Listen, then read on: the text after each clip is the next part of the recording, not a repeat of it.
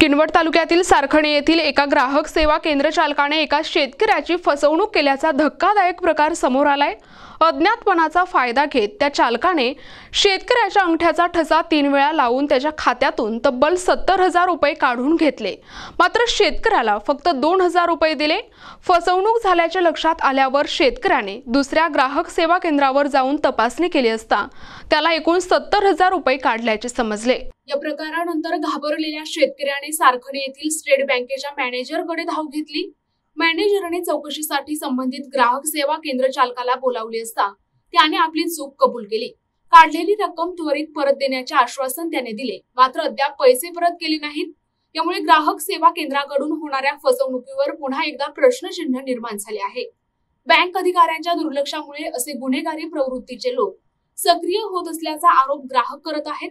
अशा सर्व ग्राहक सेवा केंद्रांची चौकशी करून दोषींवर कठोर कारवाई करण्याची मागणी जोर धरत आहे। या बँकेतील अधिकारी आणि कर्मचारी ग्राहकांसोबत उद्धट भाषेत बोलून त्यांना अपमानित करत असल्याचा आरोपही शेतकऱ्यांनी केलाय। अनेक शेतकऱ्यांची खाती विनाकारण होल्ड केली जातात आणि ती पूर्ववत करण्यासाठी अर्ज देखील स्वीकारले जात नाहीत। बँकेचे एटीएम नेहमी बंद असल्यामुळे ग्राहक जेव्हा पैसे काढण्यासाठी बँकेत जातात तेव्हा त्यांना बाहेरून पैसे काढण्याचा सल्ला दिला जातो आणि हाकलून लावले जाते। सीएससी चालक यांच्या संगनमतानेच शेतकऱ्यांची आणि ग्राहकांची लूट होत असल्याचा आरोप स्थानिक करत आहेत। या गंभीर बाबीकडे वरिष्ठ अधिकाऱ्यांनी तातडीने लक्ष देऊन दोषी बँक कर्मचाऱ्यांवर आणि सीएससी चालकाचा परवाना रद्द करून त्यांच्यावर कारवाई करावी अशी मागणी शेतकरी आणि ग्राहक वर्गाकडून केली जात आहे। त्यांनी परस्पर नाही का त्यांच्या अंगठा हे केलेलं आहे, विरोध केलेला आहे आणि शेतकऱ्यांना माहिती आहे। त्यांनी शेतकऱ्यांनी जेव्हा अकाउंट स्टेटमेंट काढलं आणि पैशासाठी मागणी केले असतात त्या शेतकऱ्यांनी बँकवाल्यापाशी गेले असतात। त्या संबंधित शेतकऱ्याची तक्रार घ्यायला नकार होता। आपण आता शेतकऱ्या संबंधित आपल्या तुम्हाला ते पैशाच्या त्यांनी काय म्हणले बँकवाल्यापाशी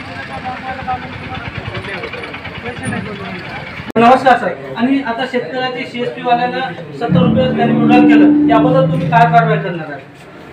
पहिली गोष्ट की हे माहिती नाही, हे पूर्णपणे चुकीचं आहे। आणि त्या दिवशी तुम्ही किती तारखेला आले होते? 4 तारखेला तुम्ही बँकेत आले होते का? 4 तारखेला जेव्हा बँकेत आले होते त्यावेळेस तुम्ही बँकेत आले होते त्यावेळेस आपण संबंधित सीएसपीला बोलवलं होतं। संबंधित सीएसपी आणि यांच्यासोबत दोघांचं मीटिंग घेतली। त्यावेळेस सीएसपी सांगितलं की यांनी पैसे सांगितल्याप्रमाणेच त्यांनी काढले। बट नंतर हे निदर्शनास आलं, यांच्यासोबत दुसरा व्यक्ती आला, त्यांनी सांगितलं की यांनी हे पैसे न काढता म्हणजे यांना फसवणूक करून पैसे काढण्यात आले।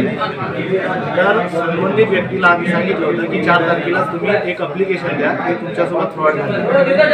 तो ॲप्लिकेशन आज तारीख 6ला तुम्ही घेऊन आले। आपण याच्या संदर्भात आता आज संबंधित शाखा अधिकारी ब्रांचमध्ये नाही आहेत, मी त्यांना हा ॲप्लिकेशन सुपूर्द करीन।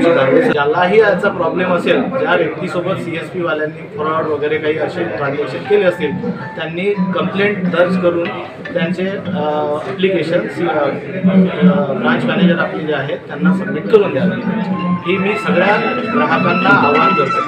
कुठल्या सीएसपी ही ग्राहकांच्या भल्यासाठी आहे।